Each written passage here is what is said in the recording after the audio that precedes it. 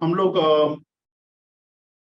महोपाध्याय यशोविजय जी विरचित अध्यात्म उपनिषद का स्वाध्याय कर रहे हैं और आप सभी जान रहे हैं कि अध्यात्म उपनिषद एक ऐसा ग्रंथ है जिसमें अध्यात्म के विषय में बहुत ही गंभीर चिंतन प्रस्तुत किया है।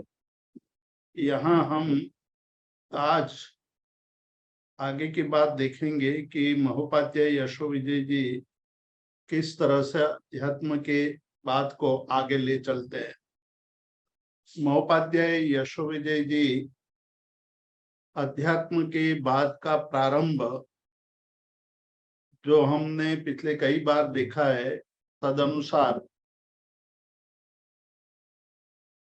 अध्यात्म के निश्चय की दृष्टि से व्याख्या और तत्पश्चात अध्यात्म की व्यवहार नई की दृष्टि से व्याख्या करने के पश्चात अब महोपाध्याय यशोविजय जी अनेकांतवाद की बहुत लंबी चर्चा करते हैं।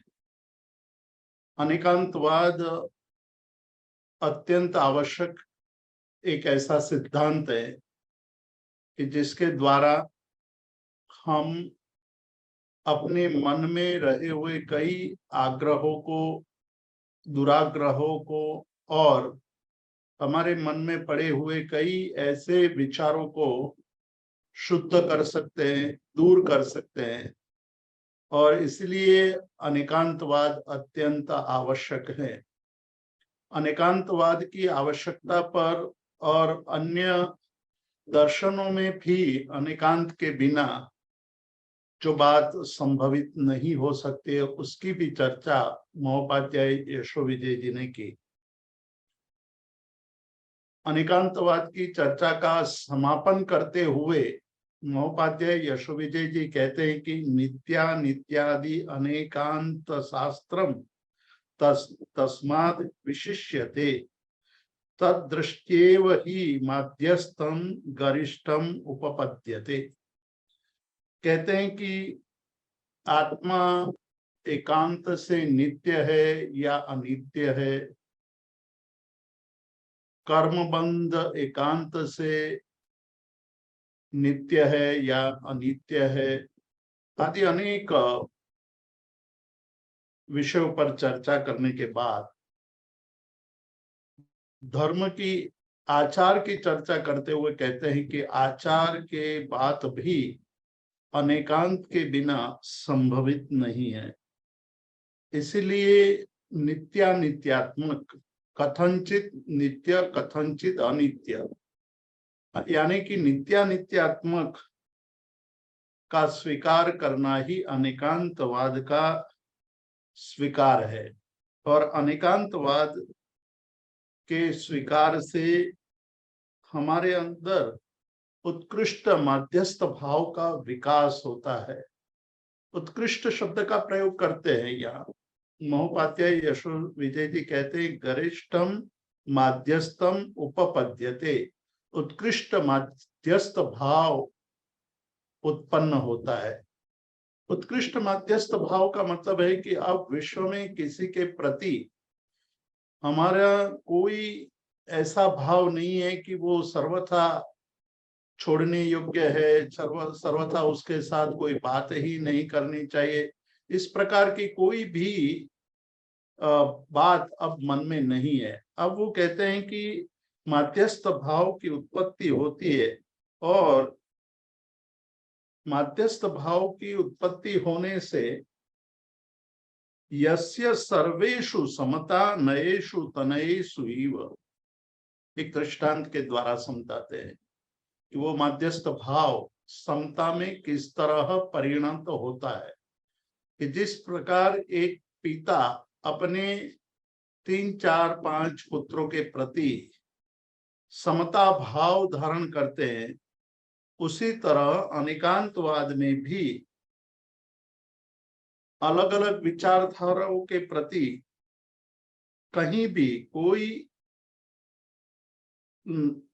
वृद्धि या हानि मन में नहीं रहती है। सभी के प्रति समत्व भाव रहता है, और यही समत्व भाव आगे चल करके अध्यात्म भाव की जो चरम उपलब्धि है वहां तक पहुंचाता है। तो ये चरम उपलब्धि की प्राप्ति के लिए मध्यस्थ भाव अत्यंत आवश्यक है, और उसके द्वारा हमारे अंदर आध्यात्मिक विकास की दिशा खुल जाती है। इसलिए जो आगे शास्त्र की चर्चा की थी कि शास्त्र का अध्ययन करना चाहिए, शास्त्र के अध्ययन से ही हमें अनेक नई नई बातों का बोध होता है, और वो बोध हमारे अंदर एक ऐसा प्रारंभ करता है, एक ऐसी दृष्टि का विकास करता है कि जिस दृष्टि के द्वारा हम आगे बढ़ सकते हैं।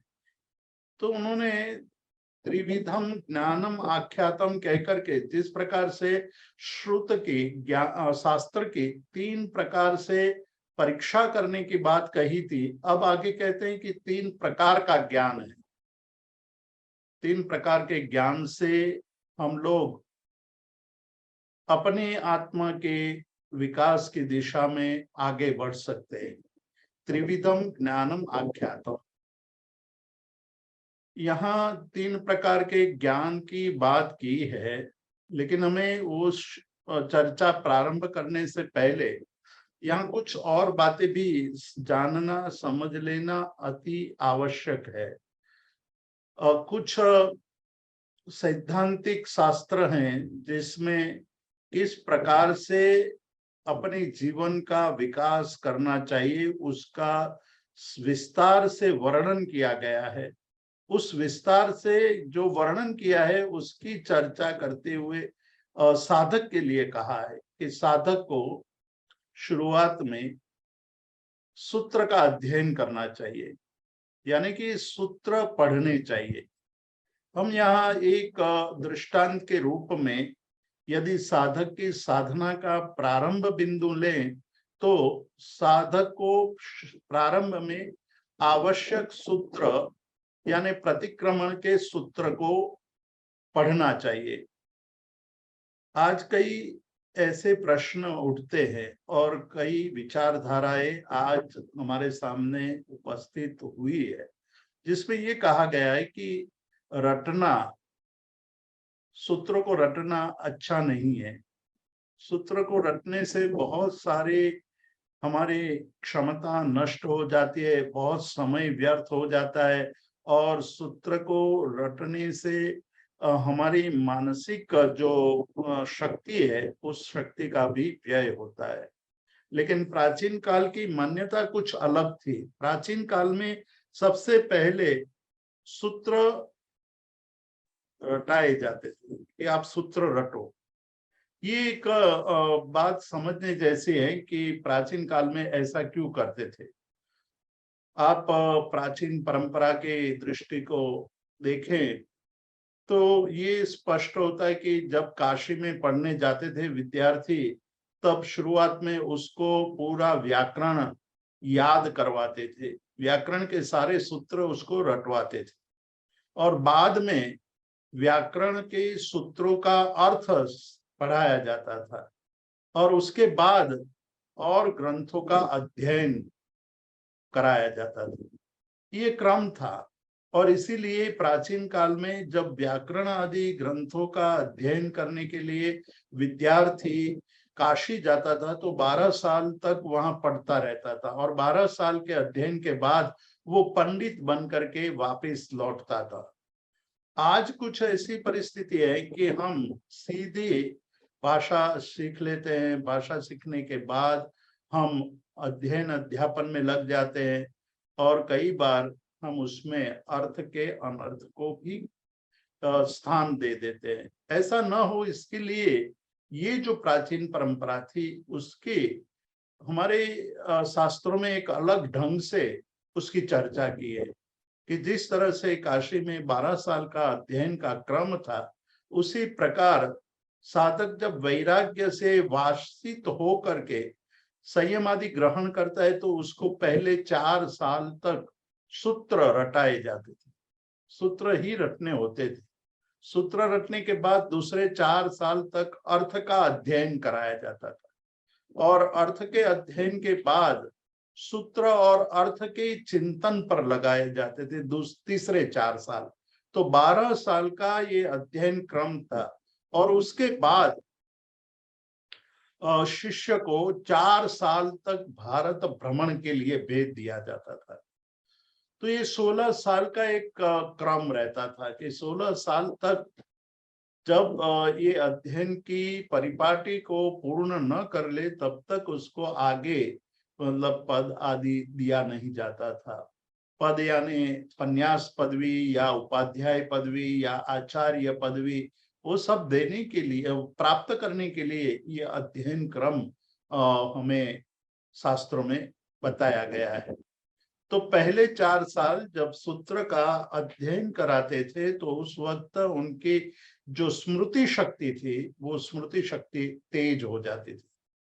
ये स्मृति शक्ति के द्वारा तेज हो जाने के कारण जीवन भर ये सूत्र उनको साथ देते थे।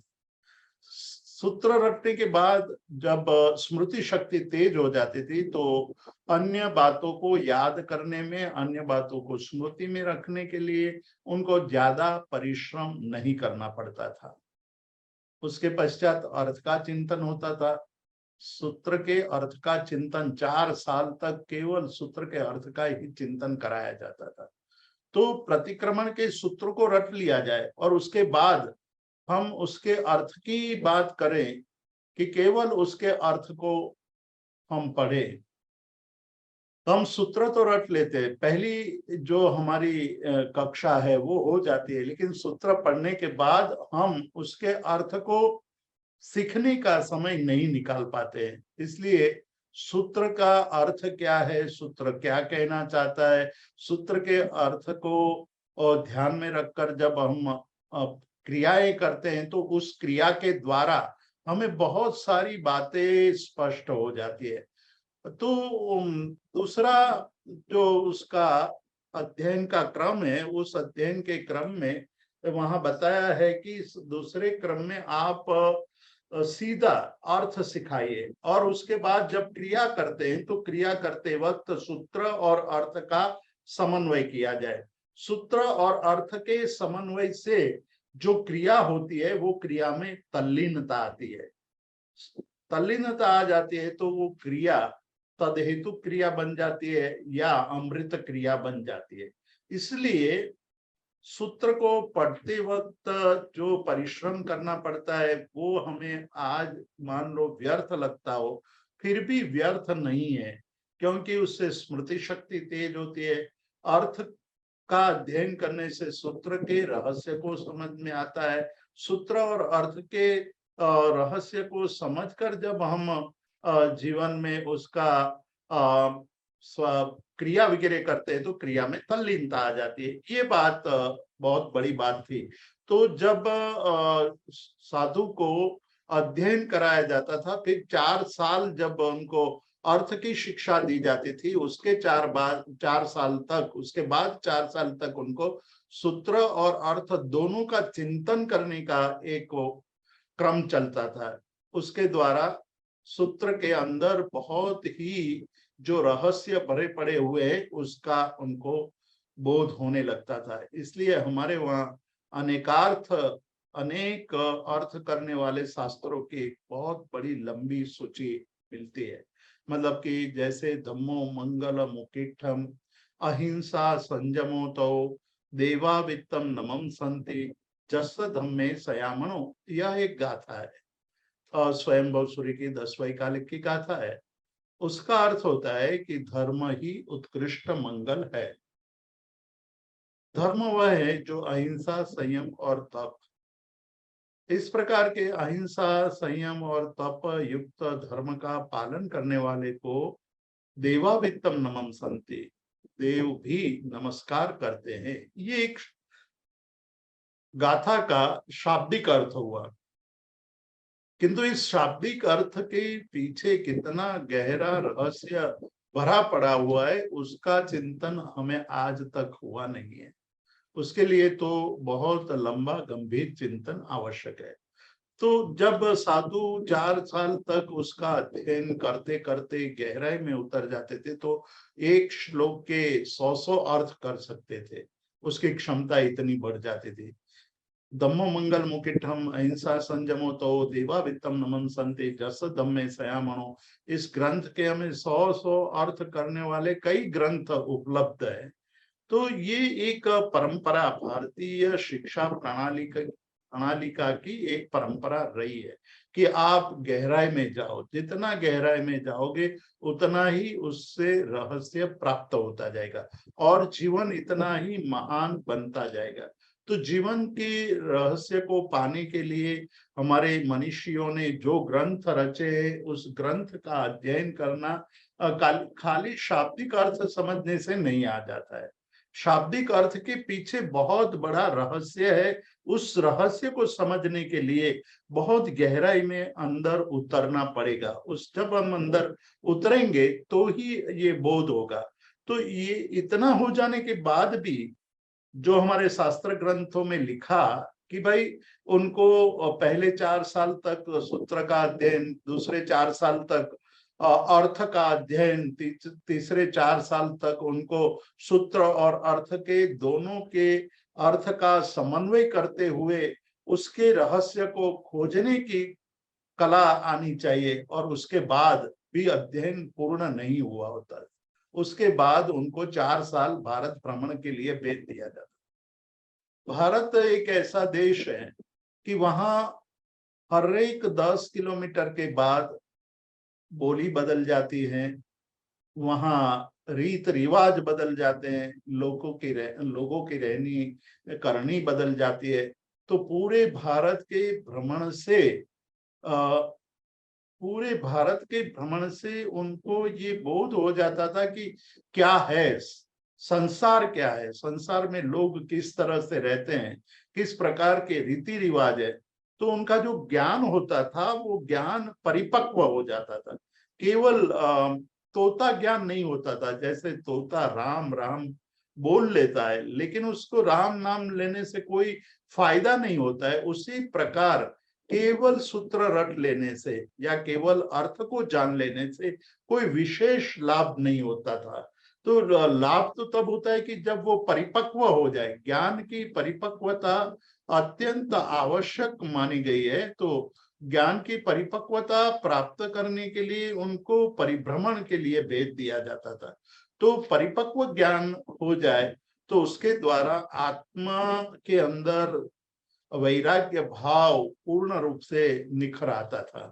तो यहाँ आचार्य महोपाध्याय यशोविजय जी जो आचार्य हरिभद्र सूरी के मार्ग पर चल रहे हैं, आचार्य हरिभद्र सूरी ने जो ज्ञान की प्राप्ति का एक क्रम बताया है, शास्त्र के अध्ययन की बात तो कही यहाँ, लेकिन शास्त्र के अध्ययन के बाद क्या करना चाहिए। केवल शास्त्र पढ़ लेने से तो कुछ भी नहीं होगा। जो पिछली बार हमने कहा था कि शास्त्र केवल आपको मार्ग दिखा सकता है, शास्त्र केवल ये कह सकता है कि मोक्ष का मार्ग यह है।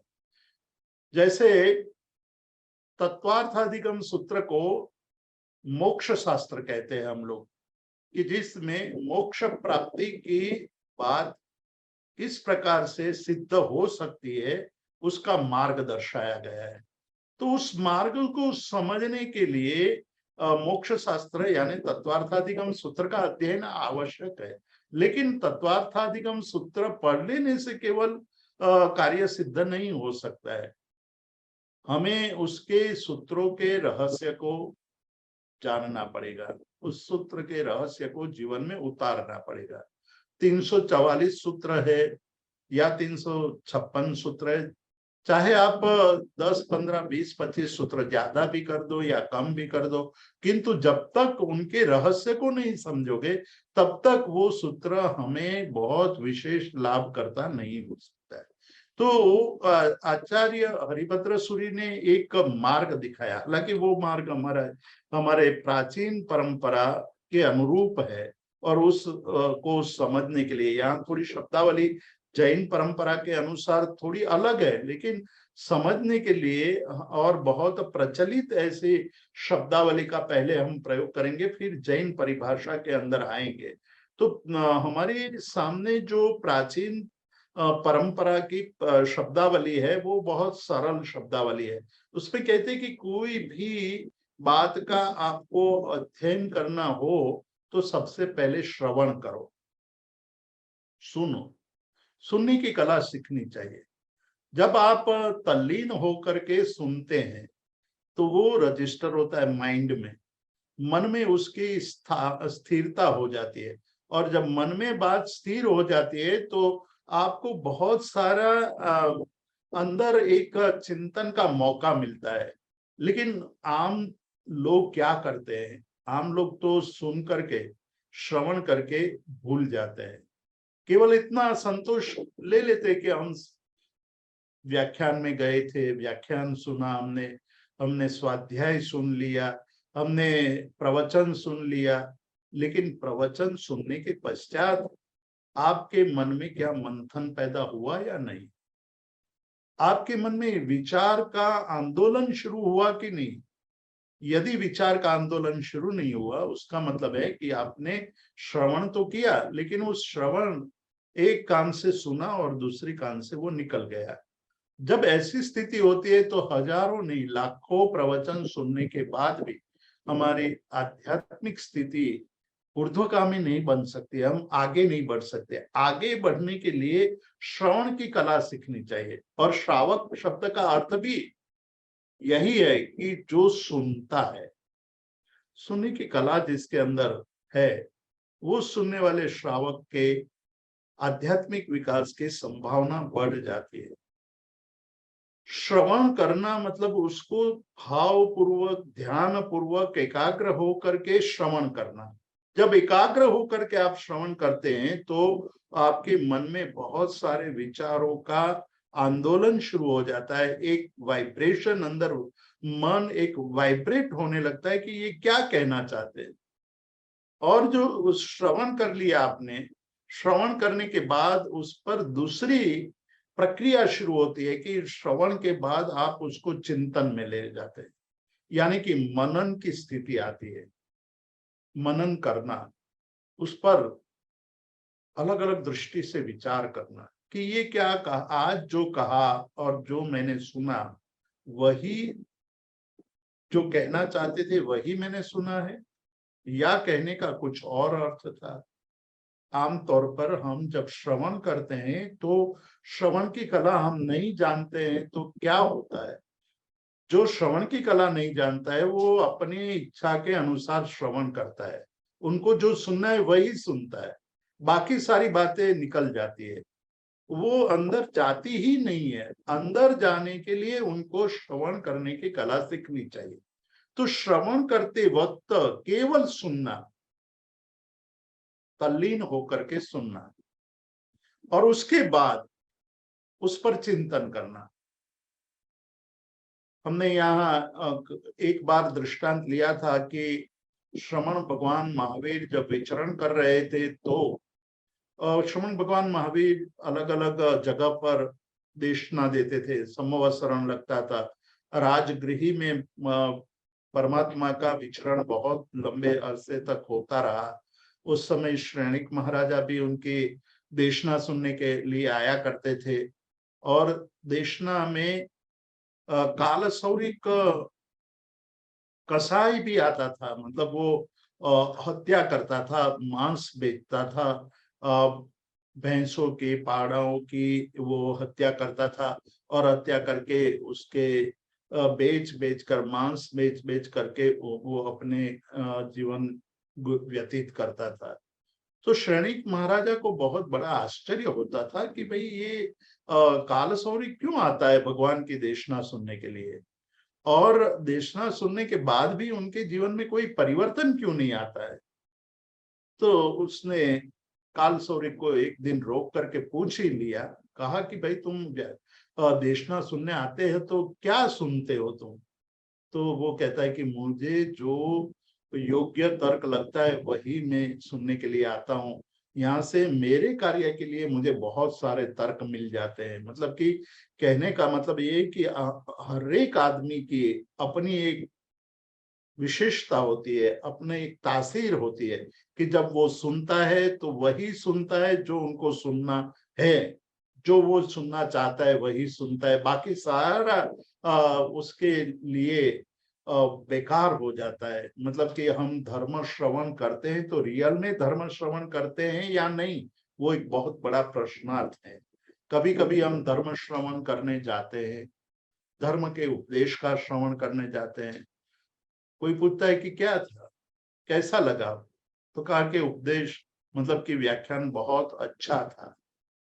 व्याख्यान में जो कहा वो अच्छा था वो नहीं बोलते हैं कि उनके व्याख्याता की जो बात है वो बहुत अच्छी लगी, लेकिन वो अच्छी कैसी लगी? जैसे हम भोजन करते हैं, भोजन करते वक्त, भोजन खाते वक्त हम कहते हैं कि बहुत अच्छा भोजन है, बहुत अच्छा भोजन है, फिर शाम पढ़ते पढ़ते हम भूल जाते कि दोपहर में क्या खाया था, और दूसरे दिन तो हमें याद ही नहीं होता है कि कल क्या खाया था। ये एक हमारी जो तासीर हो गई है कि हम जो सुनना चाहते हैं वही सुनते हैं, जितना सुनना चाहते हैं उतना ही सुनते हैं, जो सुनते हैं वो जो वक्ता जो कहता है उसी रूप में हम नहीं सुनते हैं। इसलिए ये बहुत आवश्यक है। परमात्मा ने इसीलिए पहले कहा कि भाई श्रावक बनो, आप श्रावक बनो और श्रावक बन करके सुनने की कला सीखो। जब सुनने की कला आ जाएगी तब आपको मन में चिंतन का एक नया दौर शुरू होगा, और आप जब चिंतन करने लगेंगे तो चिंतन का भी एक बहुत बड़ा क्रम है कि आपने जो सुना है, जितना सुना है, उसके अलग अलग एंगल से विचार करना है कि वो क्या सही था, मैंने जो सुना है वो सही था, या मैं समझाऊं वो सही है। यदि मैं समझाऊं वो सही है तो क्या उसका अर्थ यही निकल रहा है? उसके अन्वय व्यतिरेक, मतलब अन्वय का मतलब है उसके साथ जुड़ी हुई कौन कौन सी चीजें हैं, व्यतिरेक मतलब वो क्या क्या निषेध कर रहा है, उससे क्या लाभ होगा, उससे क्या हानि होगी, वो मैं कर सकता हूं या नहीं कर सकता हूं, करने से मुझे कितना लाभ होगा, मेरी शक्ति है या नहीं है, मैं जो तत्व सुन रहा हूं, जो मैंने तत्व सुना है उस तत्व का अर्थ यही निकल रहा है या नहीं निकल रहा है, उस पर बहुत गंभीर चिंतन शुरू होता है। यानी कि मनन की दशा आती है। श्रवण के बाद दूसरी जो अवस्था है वो मनन की अवस्था है, कि जब हम मनन करने लगते हैं, चिंतन करने लगते हैं, तब वो हमने जो सुना है, वो सुना है उसके अन्वय व्यतिरेक, लाभ अलाभ, जय पराजय आदि अनेक दृष्टि से, अनेक एंगल से जब उसका चिंतन होता है तो हमारे मन में अनेक प्रश्न भी उठते हैं, अनेक प्रश्न उठते हैं। वो प्रश्न का उत्तर हम खोजने की कोशिश करते हैं कि हमने जो सुना है उसका जो अर्थ मैं समझ रहा हूं वही अर्थ हो रहा है या नहीं। इसलिए पिछले कुछ काल में एक परंपरा चली कि गुरु हमेशा शिष्य को सिखाने के बाद उसको पूछते थे कि भाई क्या समझ में आया कि नहीं आया, आपने क्या सिखा है, आपके मन में कोई और प्रश्न है या नहीं है। वो सारी बात वो पूछते थे, और पूछ करके वो कहते थे कि भाई आप बताओ कि क्या आपने सुना, आपने जो सुना है वो सही सुना है कि नहीं। तो अधिकतर शिष्य तो मौन रहते थे। तो गुरु समझ जाते थे कि उन्होंने केवल यहाँ फिजिकली उपस्थित रहे हैं लेकिन श्रवण भी पूर्ण रूप से नहीं किया है, और दूसरे दिन कोई अटपटी बात बोल देते थे तो शिष्य कह देता था कि गुरुजी ये तो बहुत नई चीज कह रहे हैं, कल तो ये बताया नहीं था। कल वो फिजिकली उपस्थित था लेकिन मेंटली उपस्थित नहीं था, इसलिए उनको, उनके लिए वो सारी बातें नई नई लगती है। तो यहाँ गुरु जी कहते हैं कि भाई सुनो, बराबर सुनो, सुनने के बाद उस पर चिंतन करो। जो दूसरी अवस्था है मनन की अवस्था, श्रवण के बाद मनन की अवस्था आनी ही चाहिए। वो तब आती है कि आपने पूर्ण रूप से श्रवण किया है तब। जब श्रवण पूर्ण रूप से हो जाता है तो मनन आएगा ही, मनन की दशा आएगी, मनन आएगा अंदर, ये इस प्रकार का चिंतन शुरू होगा। चिंतन शुरू होगा तो प्रश्न उठेंगे, प्रश्न उठेंगे तो आप प्रश्न के जवाब पाने के लिए, प्रश्न के उत्तर पाने के लिए आप जाओगे पुनः गुरु के पास।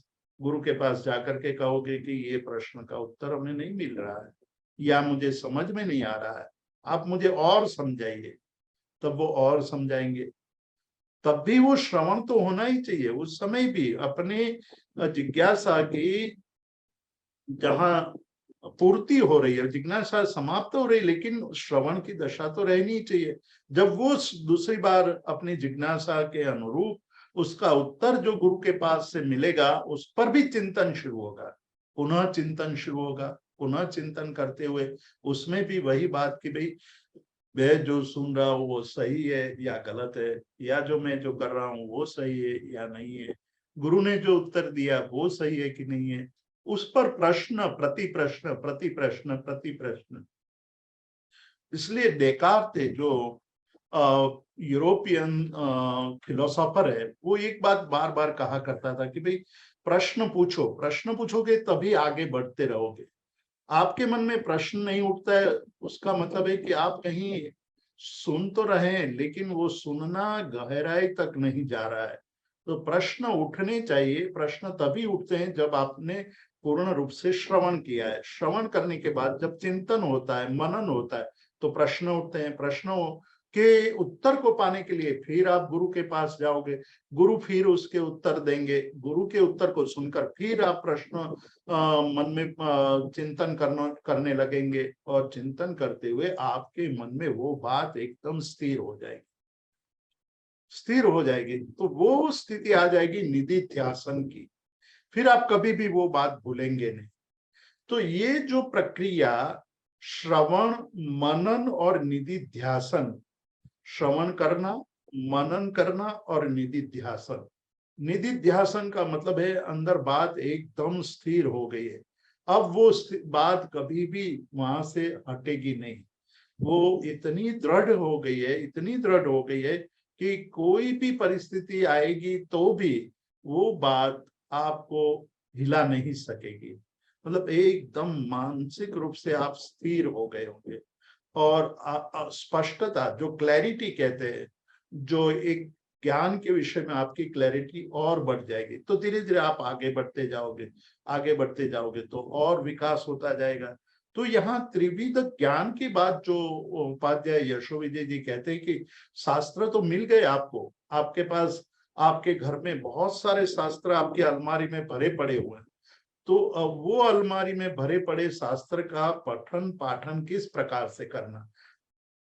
हर एक चीज के लिए गुरु नहीं मिलेंगे, तो शास्त्र को गुरु के रूप में स्थापन करके उसमें जो भी आप पढ़ते हैं उस पर चिंतन कीजिए, और आपको कोई योग्य गुरु मिल जाए तो उसको अपने प्रश्नों पर चिंतन करिए, प्रश्नों के पर विचार कीजिए, प्रश्नों के उत्तर पाने की कोशिश कीजिए। उस उत्तर पाने की कोशिश वही मनन की दशा है।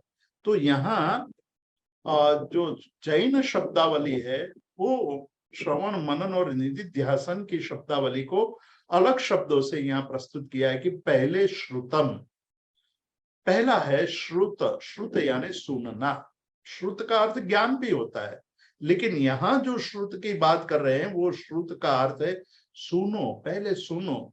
सुनने के बाद चिंता, चिंतन करो, उस पर चिंतन, बार बार चिंतन, और चिंतन करने के बाद जब वो बात आपको स्पष्ट हो जाए, क्लैरिटी हो जाए, उसमें एकदम स्पष्टता हो जाए, तो उसको भावना की दिशा पर ले आओ। भावना मतलब अंदर वो बात स्थिर हो जाए, भावों में वो बात रम जाए। जिस तरह से शरीर में, हमारे शरीर में खून पूरे रग रग में घूमता है, पूरे शरीर में खून व्याप्त है, उसी तरह हमारे जो शास्त्र की बात है हमारे मन में भावात्मक एकता के रूप में अंदर जुड़ जानी चाहिए।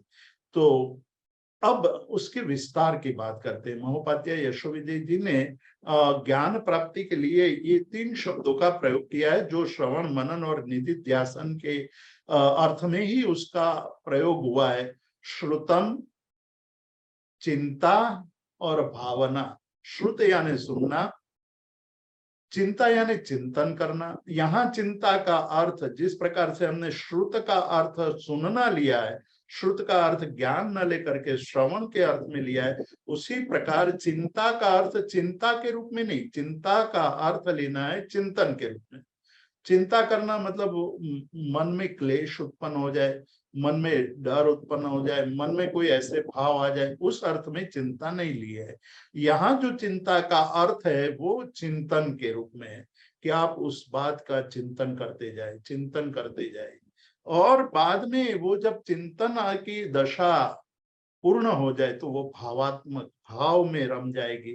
तो उसको आप जब समझोगे तो ज्ञान अत्यंत लाभकर्ता हो जाएगा। जिस तरह से अध्ययन का क्रम बनाया था प्राचीन हमारे मुनियों ने कि पहले 4 साल सूत्र पढ़ो, दूसरे 4 साल उसका अर्थ पढ़ो, तीसरे 4 साल सूत्र और अर्थ के रहस्य को पाने की कोशिश करो, और चौथे 4 साल तक आप पूरे देश में भ्रमण करते रहो।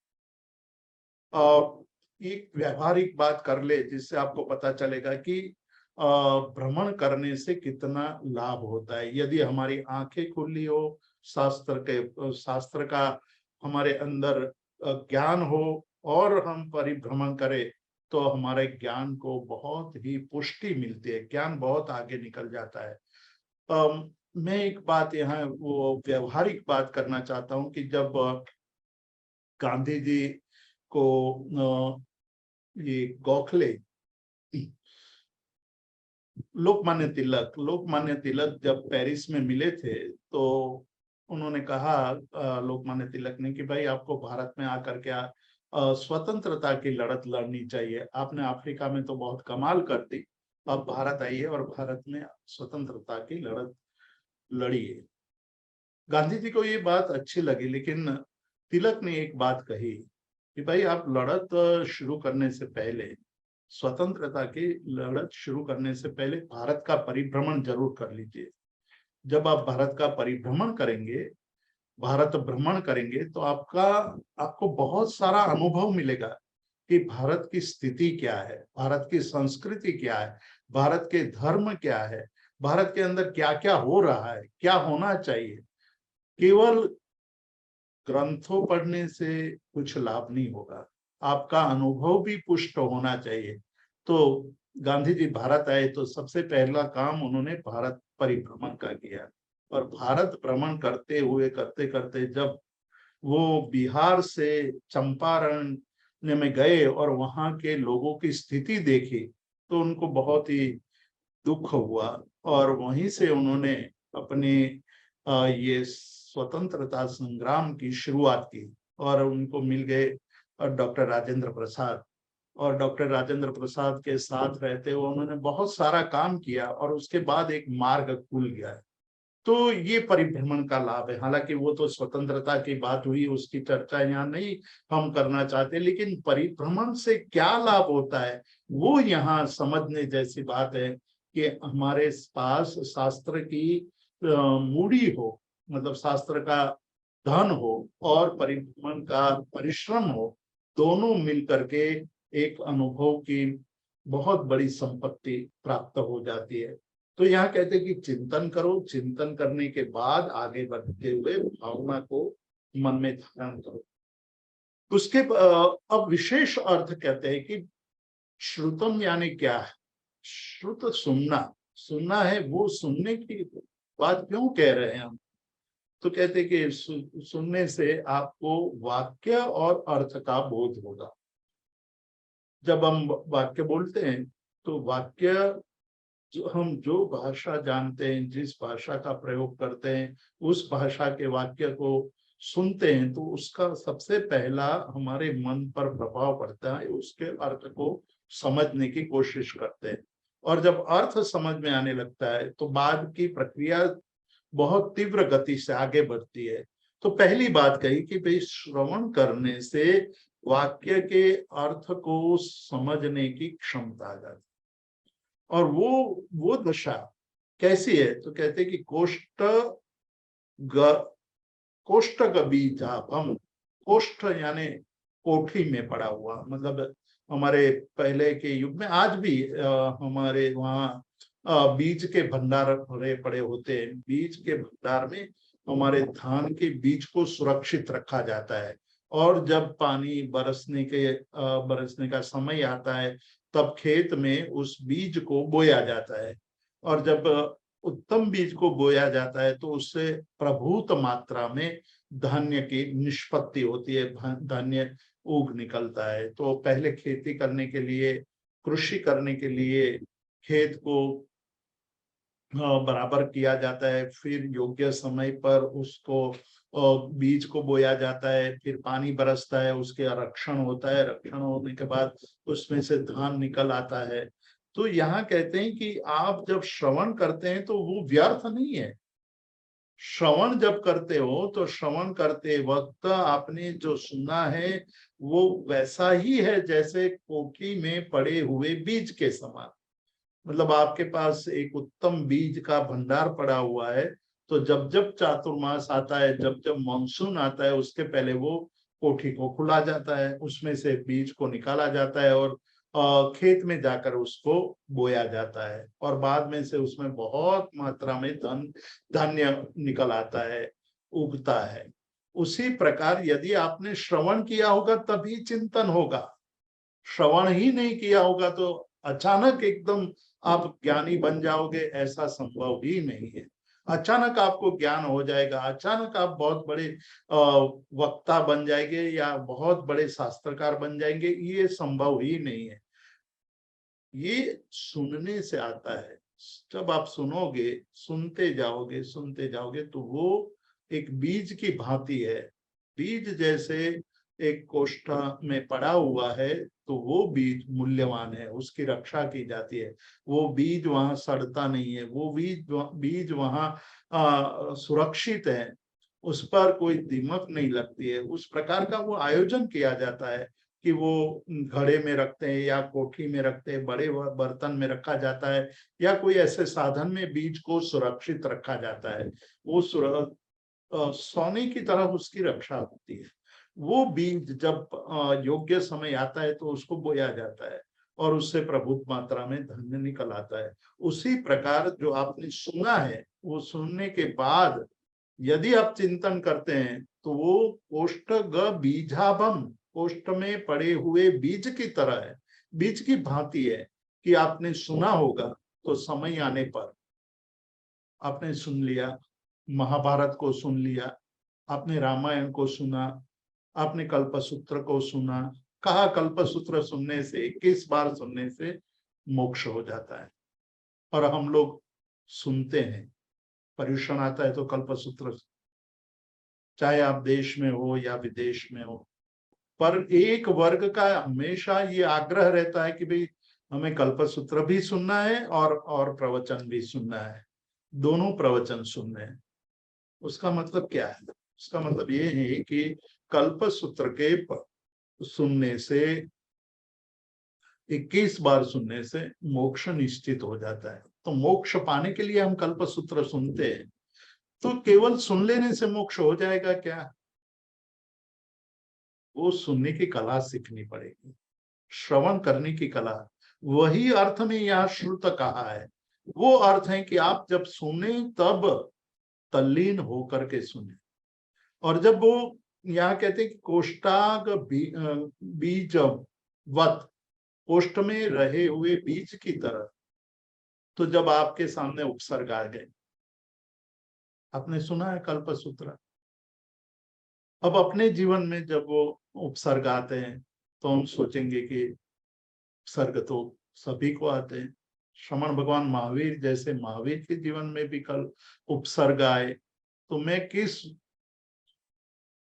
देश की मूली हूँ या मैं किस मतलब की मूली हूँ कि मुझे दुख नहीं आएगा? दुख तो आएंगे, सबको आएंगे। जब महावीर को नहीं छोड़ा तो मुझे क्यों छोड़ेंगे कर्म? पर उस वक्त आपको याद आएगा कि महावीर ने दुख के वक्त क्या किया था। वो स्थिर रहे थे, समभाव में रहे थे, शांत रहे थे, मैत्री भाव करते रहे, दुख देने वाले के प्रति भी करुणा करते रहे। तो मुझे भी उनके मार्ग पर अनुसरण करना चाहिए। कई लोग कहते हैं कि बस ये दुख के दिन तो खत्म ही नहीं होते हैं। पूछेंगे कि भी कितने दिन से दुख है, तो कहा कि पिछले 2 महीने से बस एक के बाद एक पीड़ा आती जा रही है, आती जा रही है। अब मैं थक गया हूँ, अब मुझे लगता है कि मर जाऊं तो अच्छा होगा। यदि आपने कल्पसूत्र सुना है, अच्छी तरह सुना है, बहुत ही ध्यान से सुना है, तो आपके सामने ये बात आएगी कि श्रवण भगवान महावीर को 12.5 वर्ष तक अपने कर्म खपाने के लिए जबरदस्त परिश्रम करना पड़ा, समभाव पूर्वक परिश्रम करना पड़ा, पुरुषार्थ करना पड़ा, कायोत्सर्ग करते हुए परिश्रम करना पड़ा, चित्त को शांत रख करके उन्होंने परिश्रम किया, चित्त में मैत्री भाव को धारण करते हुए ये सब किया, चित्त में किसी के प्रति द्वेष भाव नहीं रखा, दुख देने वाले, बिना कारण दुख देने वाले के प्रति भी करुणा रही उनकी। तो मैं तो उन्हीं का अनुयायी हूं, मैं क्यों नहीं कर सकता हूं? मैं भी कर सकता हूं। ये बात आएगी, और ये बात आएगी तो श्रवण जो कोष्ठागा बीजाभम कहा है कि कोठी में पड़े हुए बीज की भांति है, वो श्रवण किया हुआ है। तो वो श्रुत जो आपने सुना है वो उस समय काम में आ जाएगा कि भाई मैं, दुख है आज नहीं तो कल समाप्त हो जाएगा, मैं क्यों चिंता करूं, लंबा चलेगा तब भी आनंद है, जल्दी खत्म हो जाएगा तब भी आनंद है। तो ये श्रुत का लाभ है, इसलिए कहा है कि श्रुत करने से, मतलब श्रवण की कला सीखने से जीवन में ये लाभ होता है, जीवन में ये आनंद का प्रतिकार की स्थिति निकल जाएगी, प्रतिकार की स्थिति निकल जाएगी। इसलिए दुख की स्थिति में समता या दुख की स्थिति में आनंद। अब आप पूछोगे कि भाई आनंद कैसे होगा? पहली बात तो ठीक है कि समता भाव से दुख को सहन कर ले, लेकिन साधक जब साधना करते हुए आगे निकलता है, बढ़ता जाता है, तो उनके मन में ये भाव आएगा कि भाई मेरे तो कर्म ही खप रहे हैं, दिन कटते हैं, कर्म खपते हैं, मैं हल्का हो रहा हूं, वही आनंद की बात है। तो आनंद की घड़ी आई, मतलब आनंद की घड़ी है, भले ही दुख है, जगत की अपेक्षा से दुख है। संत महात्मा, आप जब रमन महर्षि जैसे योगी के जीवन चरित्र को पढ़ेंगे, आपने अभी जो पिछले साल वज्रसेन महाराज, जो काल धर्म उनका हुआ 1 साल पहले, वज्रसेन महाराज के शरीर में अनेक रोग थे। हमारे शरीर में वैसे रोग हो तो हम एक मिनट भी समता पूर्वक न जी सके, इतने भयंकर रोग, इतनी पीड़ा थी, पूरे शरीर, मुंह में जलन होती थी, तो वो खा नहीं पाते थे, खाए बिना निकालना पड़ते थे दिन। फिर भी उनके मुंह पर देखो प्रसन्नता, आपके साथ बात करते हुए कभी उन्होंने अपने दुख की बात नहीं की। मैंने एक बार उनको प्रश्न पूछा था कि महाराज जी इतने दुख हैं आपको, तो आप उसके बारे में बात क्यों नहीं करते? क्योंकि मेरे तो कर्म खप रहे हैं, बात करूंगा तो मेरे कर्म कैसे खपेंगे? मैं दुखी हो जाऊंगा तो कर्म नहीं खपेंगे, नए कर्म बनते जाए। तो श्रुत या मतलब श्रवण किया है, कल्पसूत्र का श्रवण किया है, महाभारत का श्रवण किया है या रामायण का श्रवण किया, तो हमारे जीवन के अंदर वैसी घटना घटेगी तो उस समय हमें वो घटना याद आएगी कि उस समय उन लोगों ने क्या किया था। वो बीज की तरह, मतलब वो वहां प्रादुर्भूत अंकुरित हो जाएगा, वो ज्ञान अंकुरित हो जाएगा। अंकुरित हो जाएगा तो उससे हमें लाभ होगा कि हमें समता धारण करनी चाहिए, हमें उसको समभाव पूर्वक उसका पालन करना चाहिए। तो यहाँ श्रुत का ये जो बहुत बड़ा लाभ बताया कि कोष्ठ में पड़े हुए बीज की तरह ये श्रुत ज्ञान है, सुना हुआ ज्ञान है। हालांकि वो सुने हुए ज्ञान में बोध की बहुत ही अल्प मात्रा है, किंतु अल्प मात्रा वो पॉजिटिव अल्प मात्रा है, वो आगे ले जाने वाली अल्प मात्रा है। बीज एक छोटा सा होता है, लेकिन जब वो आप जमीन में बोया जाता है तो उसमें से बहुत बड़े धान्य की उत्पत्ति हो जाती है, बहुत बड़े वृक्ष की उत्पत्ति होती है, उस वृक्ष से फल, फल से और अनेक बीजों की उत्पत्ति हो जाती है। उस तरह से जो सुना हुआ है वो सुनने के पश्चात अंदर स्थिर हो गया होता है, तो समय आने पर वो बहुत ही लाभ करता होता है, वो ज्ञान हमें अत्यंत लाभ करता होता है। और उसमें बहुत ज्यादा बोध नहीं है, इसलिए कहा कि ये ज्ञान तो वाक्यार्थ के समान है। जिस प्रकार से वाक्य का अर्थ आपने समझ लिया उतना ही ज्ञान है, लेकिन आगे ले जाने वाला ज्ञान है, वो आगे बढ़ाने वाला ज्ञान है। जिस प्रकार से हम पहले स्टैंडर्ड में पढ़ते हुए धीरे धीरे दूसरे तीसरे चौथे पांचवे और पीएचडी तक पहुंच जाते हैं, लेकिन उसमें पहले स्टैंडर्ड का भी इतना मूल्य है, वो नहीं होता तो हम पीएचडी तक नहीं पहुंच पाते। हमने लिखना नहीं सीखा होता, हमने पढ़ना नहीं सीखा होता, तो हम पीएचडी कैसे कर सकते थे। इसलिए पहला जो अक्षर सीखा है उसका भी उतना ही महत्व है जितना आप डिग्री पाते वक्त आनंद लेते हैं उतना। इसीलिए कहा, जब एक आदमी ने एक बहुत बड़ी शिला को तोड़ने का काम शुरू किया, तोड़ता जाता है, शिला को कुछ भी फर्क नहीं पड़ा है, वो हथौड़े से घा ठोकता जाता है, पर वो रुका नहीं। एक ऐसी स्थिति आई कि वो शिला टूटी। तो लोगों ने पूछा कि आप क्या कर रहे थे, तो कहा कि मेरे पहले हथौड़े के घा से ही ये टूटी है। भले ही वो उसका कोई लाभ आपको नहीं दिखाई दिया, लेकिन वो पहला घा नहीं पड़ा होता, पहला उस पर आघात नहीं हुआ होता तो दूसरा नहीं होता, तो तीसरा नहीं होता।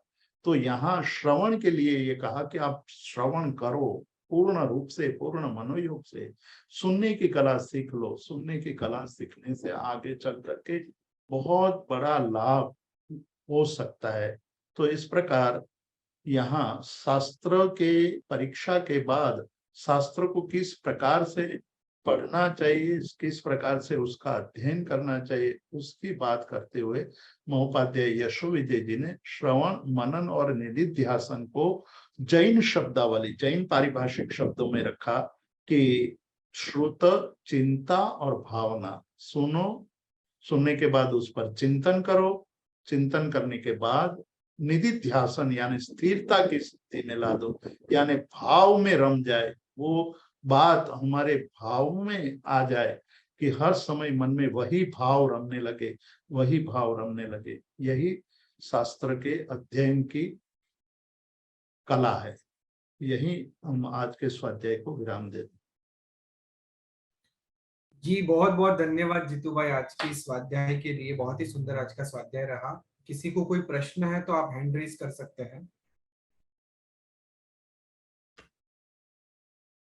किसी को कोई प्रश्न है तो हैंड रेज कर सकते हैं।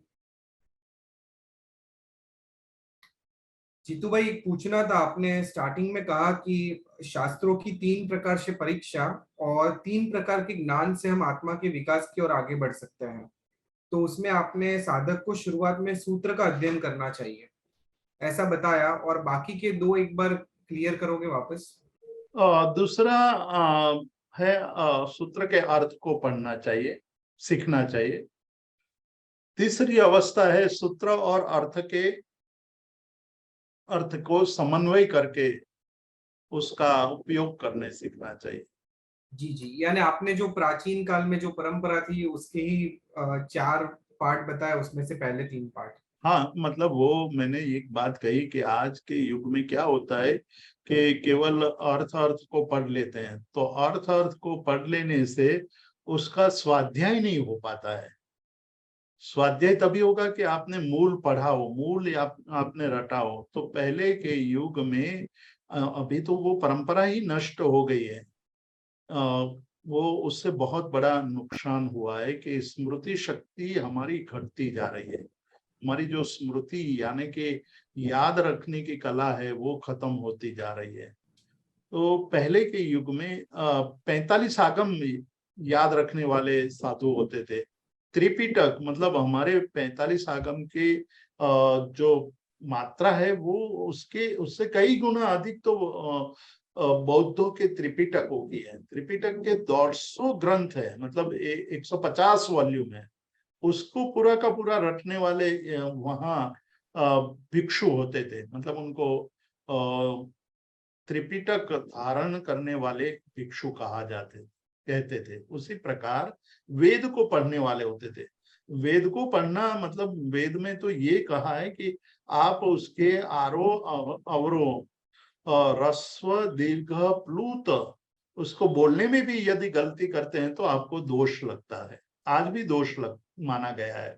और वेद का अध्ययन मतलब जब आप उसका स्वाध्याय करते हैं, अध्ययन करने के बाद स्वाध्याय करते हैं, तो स्वाध्याय की एक विशेष अवस्था है कि उसमें जो शब्द होते हैं, शब्द के पहले अक्षर को 2 बार बोलना, फिर शब्द बोलना, फिर दूसरे शब्द के पहले अक्षर को 2 बार बोलना, फिर शब्द बोलना पूरा। तो इस प्रकार से आपकी सजगता, आपकी जो कंसंट्रेशन है वो और बढ़ जाता था। मतलब जब आप कुछ भी करना चाहते थे वो कर सकते थे। हमारे मैं कहा करता हूँ कि हमारे वहाँ हमारे मनीषियों ने जो ग्रंथ रचे हैं वो भारत के अलावा और किसी देश में इतने ग्रंथों की रचना प्राचीन काल में कभी कहीं भी नहीं हुई है। इसीलिए भारत को गुरु मानते हैं लोग। विश्व गुरु के रूप में भारत के मनीषी को मानते हैं। वो ऐसे ही नहीं मान लेते क्योंकि उनकी स्मृति शक्ति तेज थी, उनको अर्थ करने की कला आती थी और उस अर्थ करके उसको जीवन में उतारने की कला आती थी। अर्थ और जीवन को में उतारने की कला के बाद नए नए चिंतन के द्वारा नए ग्रंथों की रचना होती थी। ये सारी बातें भारतीय मनीषियों के विद्वानों के अंदर पाई जाती थी। तो वो कला हम लुप्त कर चुके हैं। मतलब आज वो बात नहीं है, आज रटना बुरा मानते हैं। और इसीलिए जब हम प्रतिक्रमण ओल्ड एज में हम प्रतिक्रमण करने की कोशिश करते हैं तो कहते हैं कि सूत्र याद नहीं रहते हैं, सूत्र भूल जाते हैं। लेकिन जिन्होंने शुरुआत में सूत्र रट लिए होते हैं उनके लिए बहुत सरलता हो जाती है, वो बहुत अच्छी तरह प्रतिक्रमण कर सकते हैं यदि उनको अर्थ आ जाए। और अर्थ और सूत्र के दोनों का समन्वय करने की कला आ जाए तो उसके लिए प्रतिक्रमण तो अद्भुत कला हो बन जाती है, अद्भुत क्रिया बन जाती है। तो ये एक परंपरा थी हमारे वहाँ। जीव विचार याद कर लेते थे, 9 तत्व याद करते थे, 6 कर्म ग्रंथ याद कर लेते, तत्वार्थ सूत्र याद करते थे, बहुत चीजें याद रख सकते थे। और आज भी जो बड़े बड़े विद्वान हैं वो कहते हैं कि जैन मुनियों के पास स्मृति में रखने की कला जो है वो अन्य धर्मों में नहीं है। मतलब जैन मुनि जो स्मृति स्मरण रख सकते हैं उसके कारण 2 लाभ होते थे मुनियों को। एक तो उनकी जो बोलने की क्षमता है वो हमेशा कायम रहती थी। मतलब ऐसे ऐसे शब्द, संस्कृत भाषा के शब्द जीभ के द्वारा जब हम उच्चारण करते हैं तो जीभ को एक्सरसाइज हो जाती है, इसलिए कभी भी उसके बोलने में क्षति नहीं होती थी। आज हम देखते हैं तो कई लोग ओल्ड एज में बोल नहीं पाते हैं, उसकी जीभ मतलब बोलने के लिए सक्षम नहीं रहती है। और दूसरा, अलग अलग प्रकार के शास्त्रों का अध्ययन और स्वाध्याय होता था, उसके कारण मन की जो ज्ञान तंतु वो मरते नहीं थे, मतलब वो बहुत लंबे समय तक जीवंत रहते थे। तो आज जो विस्मृति की सबसे बड़ी समस्या है कि जैसे जैसे एज बढ़ती जाती है लोग भूलने लगते हैं, और भूलने लगते हैं तो उनको पता ही नहीं होता कि क्या हुआ था क्या नहीं। और फिर धीरे धीरे वो संसार से रस रहित, रसहीन हो जाते हैं। संसार का रसहीन होना अच्छा है, लेकिन यहाँ अंदर से तो तीव्र राग है संसार के प्रति, लेकिन असामर्थ्य के कारण वो उसमें गहराई में उतर नहीं पाते हैं। तो उसके अंदर तो पूरा पूरा क्लेश है कि मैं क्या कहाँ फंस गया, मुझे क्या ये हो गया।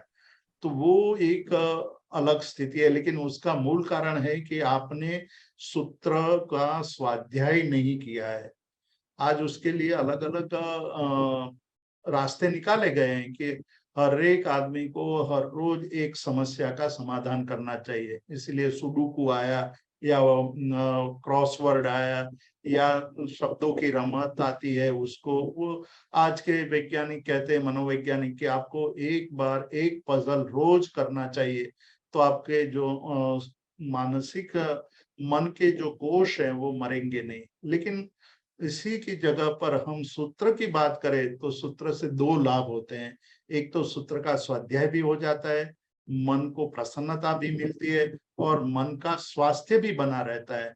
तो 80, 90, 100 साल तक हमारे मुनि मतलब एकदम ताजे तरह होते थे, उनके बात में कोई विस्मृति नहीं आती थी, वो इसी कारण।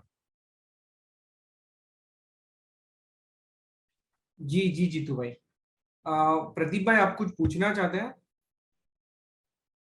जी जीतू भाई, अब आपने गाथा 65 की आज, और उसके आगे कुछ किया? गाथा नंबर तो मैंने आज देखा नहीं, मैं बता देता हूँ अभी। गाथा नंबर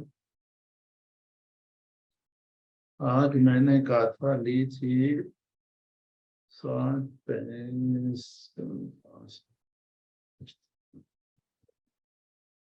65वीं गाथा है आज की, 65।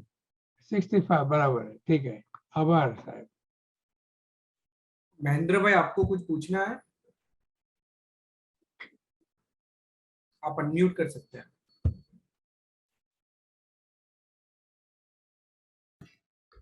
प्रणाम प्रणाम जितेंद्र भाई। हाँ जी, यदि प्रणाम। यदि हमको सूत्र का अर्थ जो संपूर्ण नहीं आता है, फिर भी हम क्रिया करते हैं और अनुष्ठान कुछ करते हैं, प्रतिक्रमण आदि, तो लाभान्वित होते हैं, अर्थ नहीं आते फिर भी?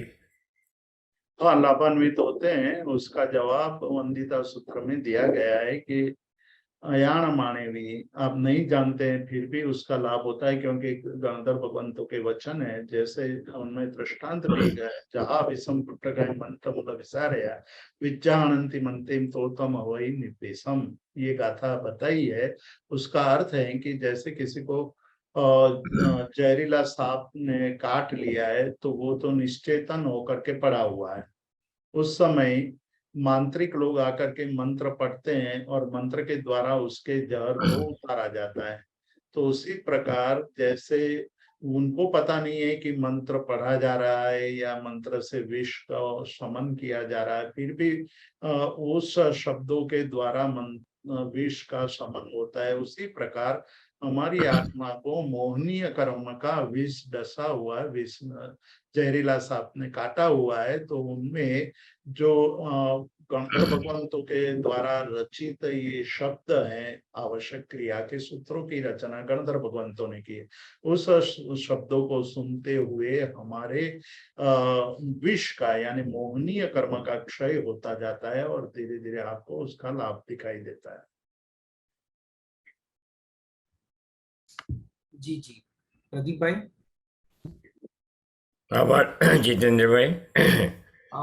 यस, सो जीतू भाई, यहाँ पे हमारे सभी प्रश्न पूरे होते हैं। आज आपने बहुत सुंदर बात बताई कि एक आत्मार्थी होता है, कि साधक होता है, उसको किस तरह साधना के अंदर आगे बढ़ना चाहिए, जिसके 4 सूत्र आपने बताया, और उसके ऊपर पूरा आगे पीछे आपने बहुत सुंदर विवेचन दिया कि 4 साल सूत्र का अध्ययन करना चाहिए, फिर 4 साल अर्थ के ऊपर अर्थ समझना चाहिए, फिर आगे के 4 साल सूत्र और अर्थ के रहस्य को पाने की कोशिश करनी चाहिए, और आगे के 4 साल मीन्स कोई जिस देश में रहते देश भ्रमण के लिए उनको जाना चाहिए।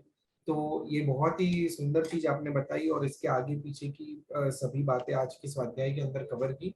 सो बहुत बहुत धन्यवाद करता हूँ सभी हमारे स्वाध्याय प्रेमी लोगों की ओर से, और हम पुनः 20वें स्वाध्याय के अंदर अगले सोमवार को मिलेंगे। इसी के साथ आज के सेशन को विराम देते हैं।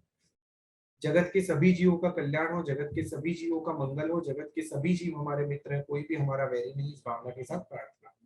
अणु परमाणु शिव बनी जाओ, अखा विश्व मंगल थाओ, सर्वे जीवो मोक्षे जाओ। खामे मी सब जीवे सब्बे जीवा खमंतु में, मित्ति में सब भूवे सु वैरम मज्जन के नहीं, सर्वथा सौ सुखी था हो, पाप ना कोई आचरो, राग द्वेषति मुक्त बनीने, समता सौ समाचरो। सभी को मेरे प्रणाम। जय जिनेन्द्र।